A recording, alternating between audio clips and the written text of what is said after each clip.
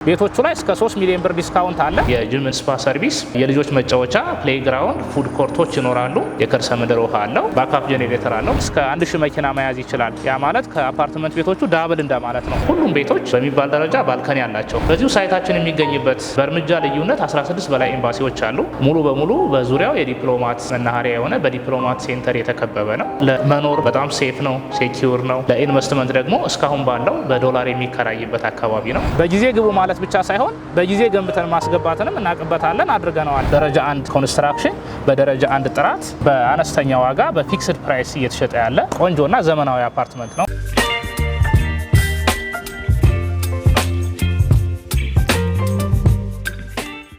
ጤና ይስጥልኝ የትርታ ሪቪው ቤተሰቦች እንደምን አላችሁ? ትርታ ሪቪው በትርታ ሪቪው ቅኝቱ በሳምንት አንድ ጊዜ የተለያዩ የቤቶችና የሪል ስቴት ስራዎችን እንደሚቀኝ ይታወቃል። በዛሬውም እንግዲህ በሳር ቤት በጃምቦሮ ሪል ስቴት ተገኝተናል። በስድስተኛ ሳይቱ ማለት ነው። በዚህ በስድስተኛው ሳይታቸው ላይ እስከ 3 ሚሊዮን ብር ቅናሽ የተደረገባቸው ቤቶች እንዳሉ ሰምተናል። ይህንንም ልንቃይ ወደዚህ መተናል። ቤቶቹ ምን ይመስላሉ? ዋጋቸው ስንት ነው? የአከፋፈል ሁኔታቸውስ እንዴት ነው የሚለውን ሰፋ አድርገን የምናይ ነው የሚሆነው።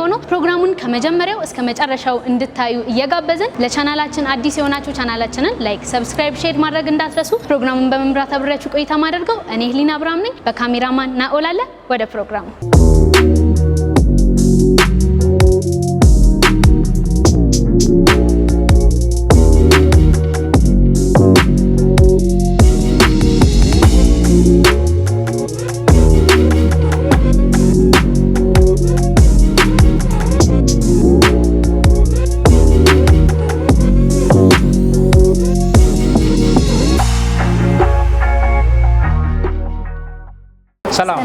ሰላም እንደምን አለ? እግዚአብሔር ይመስገን። እንኳን ወደ ጃምቦሮ ሪል ስቴት በደህና መጣሽ። እንኳን ደህና ቆየኸኝ። ስለ ቤታችንና ስለ ንግድ ሱቃችን አንዳንድ ነገሮችን ደግሞ ወደ ቢሮ ገብተን እናውራ።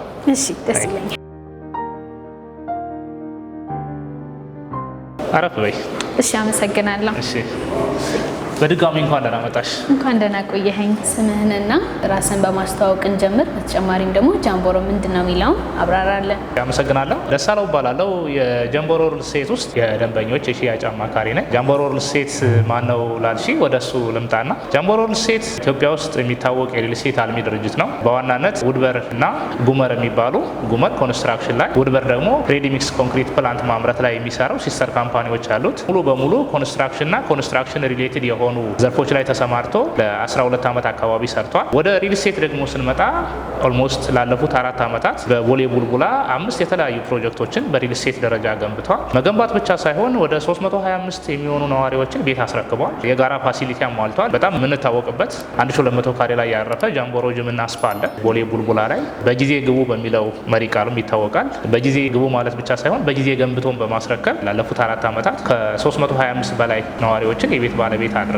አሁን ደግሞ የተገናኘ ነው 6ኛ ሳይታችን የሆነው ጃምቦሮ ግራንድ ሞል እና አፓርትመንት ይባላል። ሳር ቤት ቫቲካን ኤምባሲ ጎን የሚገኘው 6ኛው ሳይታችንን በከፍተኛ ሁኔታ እየገነባን እንገኛለን። በአጭሩ ጃምቦሮ ይሄንን ይመስላል። አመሰግናለሁ። በጣም ጥሩ። እንግዲህ ሳር ቤት እንደሚገኝ እየነገርከን ነበረ። ሳር ቤት ላይ መገኘቱ ምንድነው ጥቅሙ ወይም ለምንድነው ጃምቦሮን ሰዎች የሚመርጡት? በጣም ጥሩ ጥያቄ ነው ያነሳሽው። ሳር ቤት ላይ እንደመገኘቱ ጃምቦሮ ሪል ስቴት የተለየ የሚያደርገው ሳር ቤት የዲፕሎማት ሰፈር ነው። ኢትዮጵያ ውስጥ ካሉ የውጭ ኤምባሲዎች ከ65% በላይ የሚሆኑት ሳር ቤት አካባቢ ነው የሚገኙት። ከዛም ባለፈ ደግሞ በዚሁ ሳይታችን የሚገኝበት በእርምጃ ልዩነት 16 በላይ ኤምባሲዎች አሉ። ሙሉ በሙሉ በዙሪያው የዲፕሎማት መናኸሪያ የሆነ በዲፕሎማት ሴንተር የተከበበ ነው። እሱ አንድ ዩኒክ የሚያደርገን ነገር ነው። ግንባታው ስታንዳርዱን የጠበቀ ያንን ታሳቢ ያደረገ ነው። እዚህ ላይ የንግድ ሱቅ ወይም አፓርትመንት ቤት የሚገዙ ሰዎች ደግሞ ተጨማሪ የሚያገኙት የዲፕሎማት ማዕከል ነው። ሞር ለመኖር በጣም ሴፍ ነው፣ ሴኪዩር ነው። ለኢንቨስትመንት ደግሞ እስካሁን ባለው በዶላር የሚከራይበት አካባቢ ነው። ከሎኬሽን አንጻር ይሄ በጣም ትልቅ አድቫንቴጅ አለው። ኦኬ፣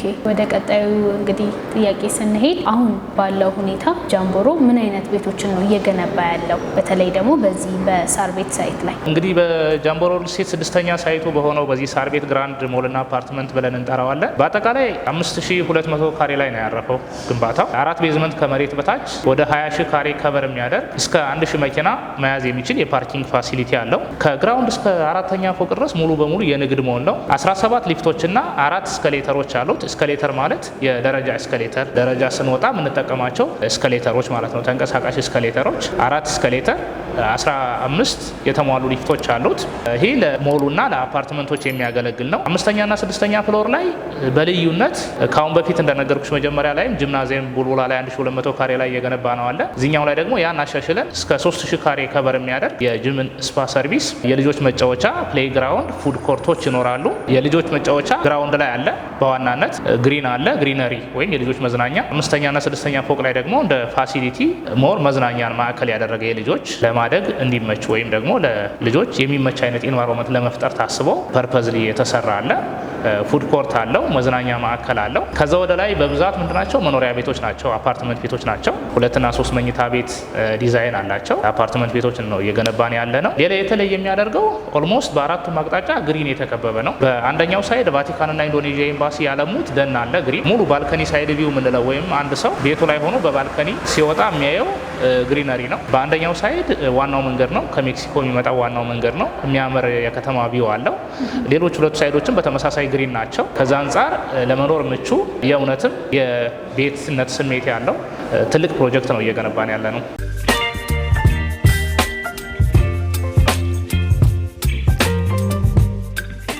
እሺ እንግዲህ ጃምቦሮ ምቹ ነው ብለኸኛል። ምቹነቱን በተመለከተ ደግሞ ለቤት ባለቤቶች በዋነኝነት አስፈላጊ ከሚባለው ነገሮች መካከል መሰረተ ልማት፣ እንግዲህ ከመሰረተ ልማት አንጻር በሳር ቤት የሚገኘው ጃምቦሮ ሪል ስቴት ምን መሰረተ ልማቶችን አሟልተዋል? በጣም ጥሩ ጥያቄ ነው ያነሳሽው። በዛ አጋጣሚ ጃምቦሮ ሪል ስቴት በዚህ በሳር ቤት ሳይታችን የተለየ የሚያደርገው ኦልሞስት ከአፓርትመንት ቤት ነዋሪዎች ዳብል ሊባል በሚችል የመኪና ፓርኪንግ አለ። ይሄ አንዱ ትልቁ ነገር ነው። ሌላ ልጆችን መሰረት ያደረጉ ግሪነሪ የልጆች መዝናኛ ማዕከልና ፕሌይግራውንድ አለ። በዋናነት የጂም ስፓ፣ እነዚህ ፋሲሊቲዎች ተጨማሪ የቤቱ ውበት ናቸው። ከቤቶቹ ላይ ደግሞ ስናይ እያንዳንዱ ፍሎር ላይ ሰርቪስ ኳርተር የሚባላለሁ በተለየ ሁኔታ ይዘን የመጣ ነው። እያንዳንዱ ፍሎር ላይ ሜንቴናንስ፣ ስቶሬጅ፣ እነዚህ ሪሌትድ ነገሮች ወይም ደግሞ ኮመን ነገሮችን ሰርቪስ የሚደረጉበት ሰርቪስ ኳርተር አስቀምጠናል። ይሄ ምንድነው እጥረት እንዳይኖር፣ የመብራት አንዳንድ ነገሮች ብልሽት ቢያጋጥም እጥረት እንዳይኖር፣ በተጨማሪ የተለመዱ ነገሮች ቢሆኑ የከርሰ ምድር ውሃ አለው። ኦብቪየስሊ ትልቅ ፕሮጀክትም ስለሆነ ግዴታም ነው። የከርሰ ምድር ውሃ አለው። ባካፕ ጄኔሬተር አለው። መብራት ቢጠፋ እነዚህ ሪሌትድ ነገሮችን ማስተካከል እንዲቻል ሪሴፕሽን አለው። የሞሉ ነዋሪዎችና የአፓርትመንቱ ነዋሪዎች ላይ ዲስትራክሽን እንዳይፈጠር ዌል ማኔጅድ ይደረጋል። በደንብ ታቅዶበት እየተሰራ ያለ ነው። ሪሴፕሽን አለው። የሚፈልግ ሰው ወደ ሞሉ ነው የሚገባው። የአፓርትመንቱ ነዋሪዎች በራሳቸው ጌት ነው ያላቸው። ከፈለጉ ብቻ ነው ወደ ሞሉ የሚመጡት። ከዚህ አንጻር ረጅም ጊዜ የተወስዶበት ባክ ከነበሩን 5 ሳይቶች ኤክስፔሪንስም ወስደን ቤቶቹንም በዲዛይን ደረጃ ሞደርን እንዲሆኑ ለምሳሌ ሁሉም ቤቶች በሚባል ደረጃ ባልከኒ አላቸው። ሁለት ባልከኒ በሳሎን በኩልና በማስተር ቤድሩም በኩል ባልከኒዎች አሉት። ይሄ ደግሞ ሞር ሰው የውስጥ ውበት ብቻ ሳይሆን የውጭ ኢንቫይሮንመንትንም እንዲያገኝ ከውጩ ጋርም ኮሚኒኬት እንዲያደርግ እድል ይፈጥራል። እሱ አንደኛው ትልቁ ነገር ነው። ቴራስ አለው። ኦብቪየስ የሚታወቅ ነገር ነው። ለተለያየ ማህበራዊ ግልጋሎቶች የሚሆን አንድ ቤት ገዥም ቤት ተከራይ ሁለቱንም የሚያገኘው ነው። ምክንያቱም እዚህ ጋር ቤት የሚገዛ ሰው ራሱን ሊኖርበት ይችላል፣ ሊያከራየውም ይችላል። እዚህ አፓርትመንት ላይ ቤት ያለው ሰው አብሮ እነዚህን ኮመን ፋሲሊቲዎችም አብሮ ነው የሚሸጠው፣ አብሮ ነው የሚያከራየው። ተከራይ ሆኖ የሚያገኛቸው፣ ገዢ ሆኖ የሚያገኛቸው አማራጮች ናቸው ማለት ነው። ይሄ ነው በፋሲሊቲ ደረጃ ከሙሉ በጥቂቱ እነዚህ አሉ። አሁን ደግሞ ሞደርን ምን ጨምረንበታል? ኤሌክትሪክ መኪኖች እየበዙ ስለሆነ ኤሌክትሪክ ቻርጅ ስቴሽን በየፓርኪንጉ በእያንዳንዱ ፍሎር ኤሌክትሪክ ቻርጅ ስቴሽን አዲሽናል እንትን አድርገን አስገብተነዋል። እየተጨመሩ የሚሄዱ ነገሮች ይኖራሉ ከቴክኖሎጂ ጋር ተያይዞ አሁን እየተገነባም ስለሆነ አላማችንም እሱ ነው። ሞር ሞደርን የሆነ ላይፍ ስታይል እንዲኖር ነው ታሳቢ የተደረገው። አመሰግናለሁ። በጣም ጥሩ። የቤቶችና የሱቆች ዋጋቸው ምን ይመስላል? አከፋፈል ሂደታቸውስ እንዴት ነው? በጣም ጥሩ። እንግዲህ እዚህ ጃምቦሮ ግራንድ ሞልና አፓርትመንት ላይ ሞሎች አሉ እስከ 4ኛ። ከዛ ወደ ላይ ደግሞ አፓርትመንት ቤቶች ይኖራሉ። ከንግድ ሞሎች ስንጀምር ሁሉም እንደ አቅሙ እንዲነግድ በማሰብ ንግዱን ኮንሲደር በማድረግ ከ19 ካሬ ጀምሮ አማራጮች አሉ። ለምሳሌ 19 ካሬ የንግድ ሱቅ አጠቃላይ ዋጋው 4,100,000 ቅድመ ክፍያው 10% 410,000 ብር። 25 ካሬ የንግድ ሱቅ 520,000 ብር ቅድመ ክፍያ። 52 ካሬ የንግድ ሱቅ 860,000 ብር ቅድመ ክፍያ። እንደዚህ አይነት አማራጭ የቀረቡ ናቸው። የንግድ ሞሉን ስናይ ኦልሞስት ወደ 65% አካባቢ ተገንብተዋል። በዚህ ደረጃ የተገነባ በ10% ዳውን ፔይመንት እየሸጥን ነው። ቀሪ 35% ግንባታው ከ1 ዓመት እስከ 1 ዓመት ከ6 ወር ተረክቦ ስራ ይጀምራል የንግድ ሞሉ ማለት ነው። ወደ አፓርትመንት ቤቶቹ ስንሄድ ቶታል ካለ የኮንስትራክሽን ፐርሰንቴጅ 35% ያህል ተገንብተዋል። ባለ 2 መኝታና ባለ 3 መኝታ ናቸው በስታንዳርድ ደረጃ። ባለ 2 መኝታ ሆነው ተጨማሪ ክላስ ያላቸው፣ ባለ 3 መኝታ ሆነው ተጨማሪ ክላስ ያላቸው፣ ትልቁ ቤት ደግሞ ባለ 4 መኝታ ሆኖ ተጨማሪ ክላስ ያለው ቤት አለ። ለምሳሌ ወደ አከፋፈላቸው ስንመጣ 106 ካሬ 2 መኝታ ቤት አለ። አጠቃላይ ዋጋው 12 ሚሊዮን 500 ሺህ ብር ነው። ቅድመ ክፍያው 1 ሚሊዮን 250 ሺህ ብር ነው። 123 ካሬ 2 መኝታ ቤት አለ። አጠቃላይ ዋጋው 14 ሚሊዮን 500 ሺህ ብር ነው። ቅድመ ክፍያው 1 ሚሊዮን 450 ሺህ ብር ነው። 10 ከመቶ ማለት ነው። 3 መኝታ ቤቶች ላይ ስንመጣ 150 ካሬ ነው ትንሹ 17 ሚሊዮን 700 ሺህ አጠቃላይ ዋጋው 1 ሚሊዮን 700 ሺህ ብር ዳውን ፔመንት ብቻ የሚከፈልበት። ከዛ ከፍ የሚል ደግሞ 162 ካሬ አለ። 4 መኝታ ቤት አለው። 3 ባዝሩ ተጨማሪ ክላስ ያለው ቤት ነው። 162 ካሬ 19 ሚሊዮን 100 ሺህ ብር ብቻ ነው። 1 ሚሊዮን 900 ሺህ ብር ዳውን ፔመንት ማለት ነው። እነዚህ ቤቶች ደግሞ ከ1 ዓመት ከ6 ወር እስከ 2 ዓመት ጊዜ ከሱቆቹ በ6 ወር ላግ አድርገው ከ1 ዓመት ከ6 ወር እስከ 2 ዓመት ባለው ጊዜ ተጠናቀው ለአገልግሎት ክፍት ይሆናል ወይም ለመረከብ ይችላሉ ማለት ነው። በጣም ጥሩ። እንግዲህ ቀደም ብለህ በቂ ማብራሪያ ሰጥተኛል ስለ ቤቶቹ። ወተን ቤቶቹን ማየት ብንችል ይቻላል? እንሂድ። እሺ።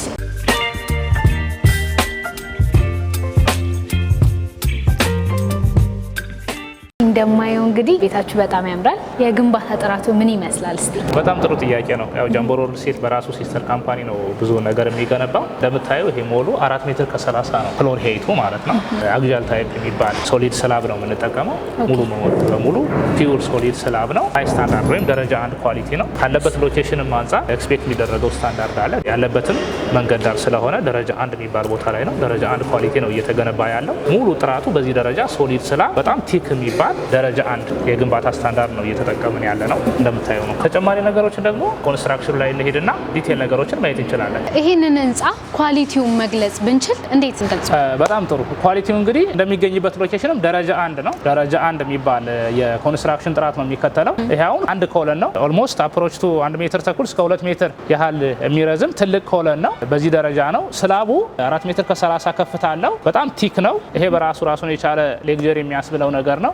ስላቡ ሶሊድ ስላብ ሆኖ በጣም ቲክ ነው። እዚህ ጋር ወደ ደረጃው ስንመጣ ይሄ ብቻውን አንዱ ደረጃ ነው። የደረጃው ስፋት ይሄ 2 ሜትር ነው። የአንዱ ደረጃ 2 ሜትር ያህል ይሰፋል። ዋናው የሊፍቶች ያሉበት ማለት ነው።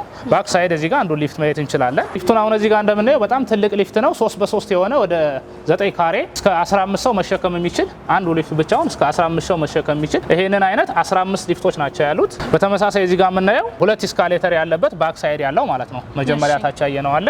ይሄኛው ባክ ሳይድ ያለው አፕና ዳውን የሚወጣ 2 ኢስካሌተር ያለበት ነው። ሙሉ በሙሉ ስታንዳርዱ ጠብቆ የተገነባ ነው። ስላቡ ያልኩሽ ይሄኛው ቲክነሱ የኮንስትራክሽን ጥራቱን አንዱ ማሳያ በጣም ሶሊድ ስላብ ቲክ ነው። ይሄ መሆኑ ረጅም ዓመት እንዲኖር ስታንዳርዱን ጠብቆ እንዲቆይ ያደርገዋል ማለት ነው።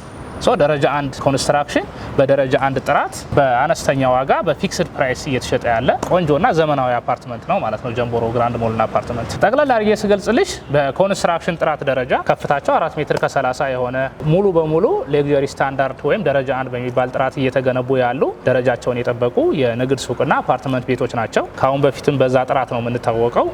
ኦልሞስት 12 ዓመት በላይ በሲስተር ካምፓኒ የኮንስትራክሽን ልምድም ስላለ ኮንክሪቱንም የምናመርተው በራሳችን ሲስተር ካምፓኒ ስለሆነ ደንበኞች በዚህ ጉዳይ ላይ ምንም ዳውት ሳይገባቸው ጥራቱን የጠበቀ አፓርትመንት ቤት እንደሚገዙ ወይም የንግድ ሱቅ እንደሚገዙ እርግጠኛ መሆን ይችላለሁ። የምናየው ነገርም ስለሆነ መጣው ሲያዩትም እንደሚወዱት እርግጠኞች ነን። አሁን የምንገኘው እንግዲህ እንደምታየው ሳይቱ ላይ ነው ያለ ነው። ኦልሞስት 5ኛ ፎቅ አካባቢ ደርሷል የግንባታ ፕሮግረሱ። ሙሉ እንደምታዩ አንድ ቢልዲንግ ነው 5000 ካሬ ላይ ያረፈ። አጠቃላይ እዚህ ጋር እንደምታያቸው 17 ሊፍቶች ይኖራሉ። ኤስካሌተሮች አሉ። እዚህ ጋር 2 ኤስካሌተር ባክ ሳይድ ላይ 2 ኤስካሌተር አለ። 4 ኤስካሌተሮች አሉ። እነዚህ ኤስካሌተሮች እስከ 4ኛ ድረስ ወይም እስከ ሞሉ ድረስ ነው የሚወጡት። የግንባታ ጥራቱ በጣም ቲክ የሚባል ስላብ ነው ያለው። አግዣል ታይፕ ሶሊድ ስላብ ያልኩሽ በጣም ወፍራም የሚባል ስላብ ነው። እያንዳንዱ ኮንስትራክሽን ማቴሪያል ብረቶቹ 32 ሚሊ ሜትር ቲክነስ ያላቸው በጣም ሶሊዶች ናቸው። በዛ ደረጃ ነው በከፍተኛ ስታንዳርድ እየተገነባ ያለው። በሲስተር ካምፓኒ ጃምቦሮ ሲስተር ካምፓኒ ነው እየተገነባ ያለው። አሁን የደረስንበት ደረጃ ይሄንን ይመስላል። ሱቆቹ እስከ 4 ናቸው። አሁን ኦልሞስት ወደ 5 ደርሰናል። 65% አካባቢ ፕሮግረስ አድርገናል ሱቆቹ ላይ። አፓርትመንት ቤቶቹ ከዛ ቀጣይ የሚኖሩት የቶታል እንትኑ ስለሆነ የሚይዘው ኦልሞስት 35% ፕሮግረስ አላቸው። አሁን ካለንበት በታች 5 ቤዝመንት አለ። 4ቱ ሙሉ በሙሉ የመኪና ማቆሚያ ነው። 20,000 ካሬ ከበር ያደርጋል 4ቱ ቤዝመንት። በአጠቃላይ እስከ 1000 መኪና መያዝ ይችላል። ያ ማለት ከአፓርትመንት ቤቶቹ ዳብል እንደማለት ነው። ኦልሞስት ለአንድ አፓርትመንት ቤት 2 እንደማለት ነው። በጣም ብዙ ስፔስ ነው ያለው። ከዚህ ሳይድ እንደምናየው ዋናው መንገድ ነው። ከሜክሲኮ ጀሞ ድረስ የሚመጣ ዋናው መንገድ ነው። ማንኛውም ሰው ከሜክሲኮ ወደ ጀሞ የሚመጣ ሰው በዚህ መንገድ ነው የሚያልፈው። ለቡ፣ ጆሞ፣ ጀርመን፣ መካኒሳ ኦል አባውት ሳር ቤትን ጨምሮ ይሄንን ሞል አክሰስ አድርጎ ነው የሚሄደው። የሚሄደው። ሌላኛው አድቫንቴጁ ደግሞ ሞላችን የሚገኝበት ሰው ከስራ ቦታ ውሎ ወደ ቤት በሚመለስበት ሰዓት ነው። እግረኛ ይበዛበታል ማለት ነው። በዛ ሰዓት በጣም ብዙ ፍሎ ይኖራል። ሰው ከተለያየ ቦታ ውሎ ወደ ቤቱ ሲመለስ ፓርኪንግን በቂ ስላለ ሾፕ አድርጎ ነው የሚሄደው። እንደ ትልቅ አድቫንቴጅም ነው ከሎኬሽን አንጻር። ሌላው ዋና መንገድ ዳር ላይ ስለሆነ በስታንዳርድ ደረጃ 1 ነው። በስታንዳርድ ደረጃ ማለት ነው። በመንግስት ደረጃ ማሁን ካየ ነው ቦሌ አትላስና ይሄ ሳር ቤት አካባቢ ነው ከፍተኛ የሊዝ ዋጋ ያላቸው። ከዛ አንጻር ደንበኞች የሚያተርፉት ነገር ብዙ ነው የሚሆነው። ካሬው በምን ያህል ነው ያለው? በትክክል እንዳውም ቅድም ያልጠቀስኩልሽ ደንበኞች እዚህ ላይ ቤትና ሱቅ በጋራ ሲገዙ ምንሰራቸው ዲስካውንቶች አሉ። በዚህ አጋጣሚ አሁን እየሸጥንበት ባለው የፕሮሞሽን ወይም የመጀመሪያ ዙር የሽያጭ ዋጋ ቤቶቹ ላይ ከ3 ሚሊዮን ብር ድረስ ዲስካውንት አድርገናል። ሌላው አሁን እንደምታዩ ግንባታ ላይ ነው። ነገር ግን ምንም አይነት ኢስካሌሽን ወይም የግንባታ ዋጋ መጨመር ብለን አናስከፍልም። ፊክስድ ዋጋ ነው የምንከተለው። ፕላስ ብዙ ሰዎች ካሁን በፊትም ባለን ኤክስፒሪያንስ ቤት የገዙ ሱቅም ይፈልጋሉ። እንደዛ ሲሆን ደግሞ አንድ ሰው ቤትም ሱቅም ሲገዛ ስፔሻል ዲስካውንቶች አሉ። ስፔሻል ባየር ነው የምንላቸው ዲስካውንቶች ይኖራሉ። እነሱን ታሳቢ ያደረጉ ቤት ብቻ ለብቻ ሱቅ ብቻ ለብቻ ለሚፈልጉ አማራጮች አሉ። ባለ 2 እና ባለ 3 መኝታ በዋናነት ሱቆች ደግሞ ከ19 ካሬ ጀምሮ በተለያየ ካሬ አማራጭ አለ። ሌላኛው ለየት የሚያደርገው አሁን ሱቁ 65% ፕሮግረስ አድርጓል። 10% ብቻ ነው ዳውን ፔመንት የምናስከፍለው 65% ፕሮግረስ ማለት ነው። ቤቶቹ ደግሞ በተመሳሳይ 10% ነው። ፕሮግረሳቸው 35% ሄደዋል። ይሄ እንደ ትልቅ አድቫንቴጅ ነው። ቀሪ ክፍያውንም የሚከፍሉት አሁን 5ኛ ላይ ደርሰናል። ቀሪ የግንባታ ሂደቱ እየታየ ነው። ሱቅ የገዛም ቤት የገዛም ሰው ቀሪ ክፍያዎችን የሚከፍለው ከ10% ኔክስት በግንባታ ሂደት መሰረት ነው። ያ ማለት ድርጅቱ በሰራው ላይ ነው እያስከፈለ የሚሄደው። ባልተሰራ ሱቅ ወይም ባልተሰራ ቤት ላይ ክፍያ የሚከፈልበት ምንም አይነት ኮንዲሽን የለም ማለት ነው። በጣም ጥሩ። አሁን ያለንበትን ቦታ ማየት ብንችል እንግዲህ ቀደም ብለን እንደተናገርነው ሳር ቤት አካባቢ ነው ያለነው። ከፍ ብለን ደግሞ እይታውን ማየት ብንችል በጣም ጥሩ እንችላለን። 5ኛ ፎቅ ስለደረሰ 5ኛ ፎቅ ላይ ወጣን ባልከኒ ቪው የምንለው ወይም ቤቶቹ እይታቸው ምን ይመስላል የሚለውን አካባቢውን 5ኛ ፎቅ ላይ ወጣን እናያለን። በጣም ደስ ይላል። እንችላለን ወደ 5ኛ። እሺ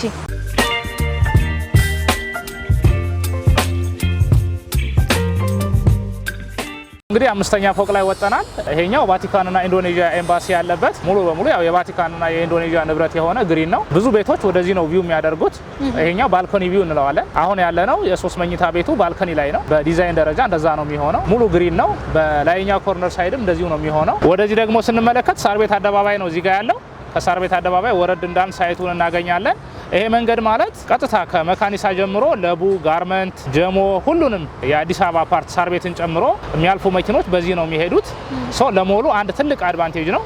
ዋናው መንገድ ነው። ለአፓርትመንት ነዋሪዎችም ለሞሉም ትልቅ አድቫንቴጅ ነው። ቀጥታ ከሜክሲኮ 1 ተርሚናል ርቀት ነው። ከአፍሪካ ህብረት ዎኪንግ ዲስታንስ ነው ያለ ነው። እንደ አዲሽናል ደግሞ አሁን ካለንበት ሎኬሽን አንጻር ዎኪንግ ዲስታንስ ወይም በእግራችን ወክ በማድረግ ብቻ 16 ኤምባሲዎችን ማግኘት እንችላለን። ስዊድን ኤምባሲ እዚህ ጀርባ ነው ያለው። ካናዳ ኤምባሲ እዚህ ጋር ነው ያለው።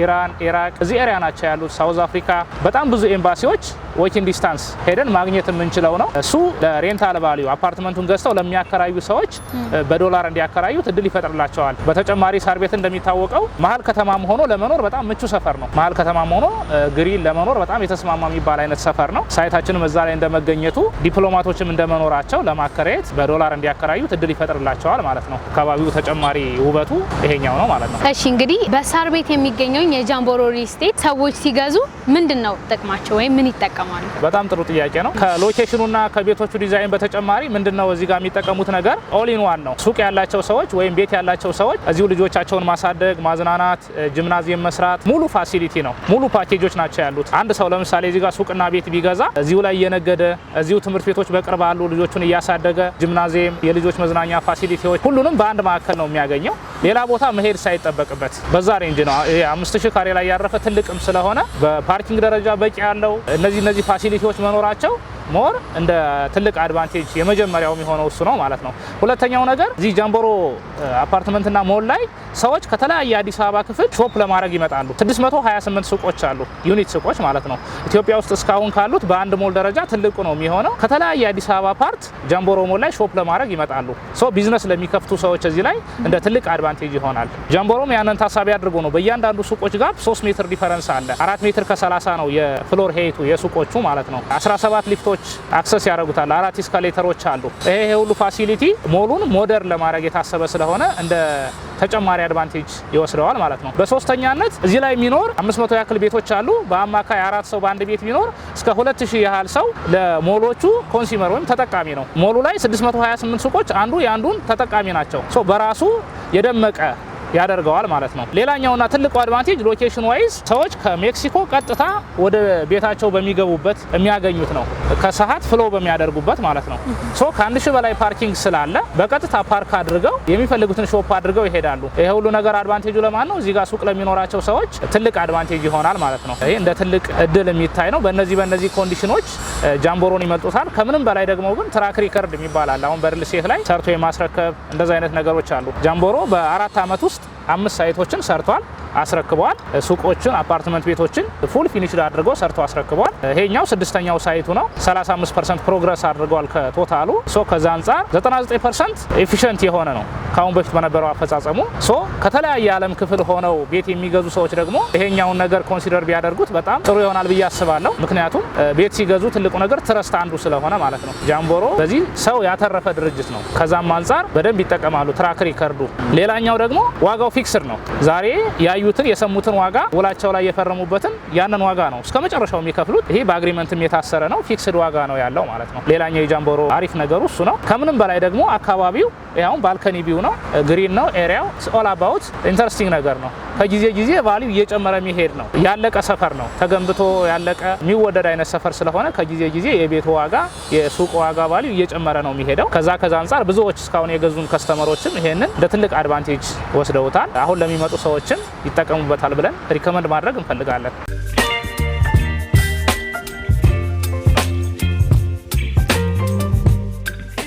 የነዚህን አፓርትመንቶች ከዝቅተኛ እስከ ከፍተኛ ያሉትን ዋጋዎች እስቲ በደንብ ብታብራራለን። በጣም ጥሩ። ከአፓርትመንት ቤቶቹ ሲጀምር አፓርትመንት ቤቶቹ 106 ካሬ 2 መኝታ ቤት ነው። አጠቃላይ ዋጋው 12 ሚሊዮን 500 ሺህ ብር አካባቢ ነው። 1 ሚሊዮን 250 ሺህ ብር ቅድመ ክፍያ። 123 ካሬ 2 መኝታ ቤት አለ 14 ሚሊዮን 500 ሺህ ብር 1 ሚሊዮን 450 ሺህ ብር ቅድመ ክፍያ። 3 መኝታ ቤት 150 ካሬ አለ 17 ሚሊዮን 700 ሺህ ብር ነው አጠቃላይ ዋጋው 1 ሚሊዮን 700 ሺህ ብር ቅድመ ክፍያ። እንዲሁም 162 ካሬ አለ 4 መኝታ ቤት 3 ባዝሩ ተጨማሪ ክላስ ያለው 19 ሚሊዮን 100 ሺህ ብር ብቻ ነው አጠቃላይ ዋጋው። ቅድመ ክፍያው 1 ሚሊዮን 900 ሺህ ብር ነው ማለት ነው። እነዚህ ዋጋዎች ፊክስድ ሆነው 10% ቅድመ ክፍያ ተከፍሎባቸው ቀሪው በግንባታ ሂደት መሰረት እስከ 2 ዓመት በሚደርስ ያከፋፈል አማራጭ ደንበኞች የሚከፍሉት ነው የሚሆነው ማለት ነው። ወደ ንግድ ሱቁ ስንመጣ 19 ካሬ የንግድ ሱቅ አለ 4 ሚሊዮን 100 ሺህ ብር ነው አጠቃላይ ዋጋው። 410 ሺህ ብር ብቻ መክፈል ይችላሉ ደንበኞች። ከፍ ሲል ደግሞ 25 ካሬ አለ 5 ሚሊዮን 400 ሺህ ብር ነው አጠቃላይ ዋጋው። 540 ሺህ ብር ዳውን ፔመንት መክፈል ይችላሉ። ከዚህም ሰፋ ያለ ከፈለጉ እስከ 52 ካሬ አለ ወደ 8 ሚሊዮን 600 ሺህ ብር ነው 860 ሺህ ብር ቅድመ ክፍያ መክፈል ይችላሉ። እንደሚመርጡት የሱቅ አይነት እስከ 200 ካሬ ድረስ ወይም ሊሰሩት እንዳሰቡት ቢዝነስ አይነት ዲፔንድስ እንደ ከስተመሩ ስለሚወሰን ሊሰሩት እንዳሰቡት ቢዝነስ አይነት እስከ 200 ካሬ ድረስ የሱቅ አማራጮች አሉ። ዋጋቸው ፊክስድ ነው። ከዚህ በተጨማሪ እስከ 3 ሚሊዮን ብር የሚደርስ ዲስካውንት ይኖረናል እንደ አከፋፈሉ እና እንደሚመርጡት የቤት አይነት ሆነው ግን ቤቶቹ ላይ እስከ 3 ሚሊዮን ብር ዲስካውንት አለ። ከዚህ በተጨማሪ ደግሞ አንድ ሰው ቤትና ሱቅ ሲገዛ ራሱን የቻለ ዲስካውንት አለ። እሱም አዲሽናል አድቫንቴጅ ነው። ለምሳሌ አንድ ሰው 2 መኝታ ቤትና 19 ካሬ ሱቅ ቢገዛ ቤቱ ላይም ሱቁ ላይም የሚያገኘው ዲስካውንት ይኖራል። አዲሽናል ደግሞ ካሁን በፊት ብዙ ሰዎች ቅድም እንዳልኩሽ ከ325 በላይ ሰዎች አፓርትመንት ገዝተውናል ቦሌ ቡልቡላ ላይ። ካሁን በፊት የገዙን ሰዎች ሲመጡ የምንሰጠው ሁለተኛ ዲስካውንት አለ ሰከንድ ባየር በሚል ለደንበኞቻችን። ብዙዎቹ እንደዛ እየገዙ ስለሆነ ካሁን በፊት ለገዙን ሰዎች የምንሰጠው ኦፈር አለ። እነዚህ አማራጮች አሉ። ለተጨማሪ ግን በተለያየ የዓለም ክፍል ኢትዮጵያን ጨምሮ አሜሪካ፣ ጀርመን፣ ኖርዌይ፣ ኢንግላንድ በተለያየ ዓለም ክፍል እዚህ አፓርትመንት ላይ እየገዙ ያሉ ካሁን በፊት የገዙን ደንበኞች አሉ። አሁንም ቢሆን በመናስቀምጥላቸው ስልክ በዋትስአፕ በዳይሬክት ኮል ኮንታክት ቢያደርጉ ዲቴል መረጃው እንዴት መዋል እንደሚችሉ ተወካይ ካላቸው በተወካይ ተወካይ ከሌላቸው ደግሞ በሌሎች አማራጮች ኮሙኒኬት እናደርጋቸዋለን። በመናስቀምጥላቸው ስልክ ይደውሉልን። ጃምቦሮ ሪል ስቴቶች ነን። በጊዜ ግቡ ማለት ብቻ ሳይሆን በጊዜ ገንብተን ማስገባትንም እናቅበታለን፣ አድርገነዋል። አመሰግናለሁ። በጣም እናመሰግናለን።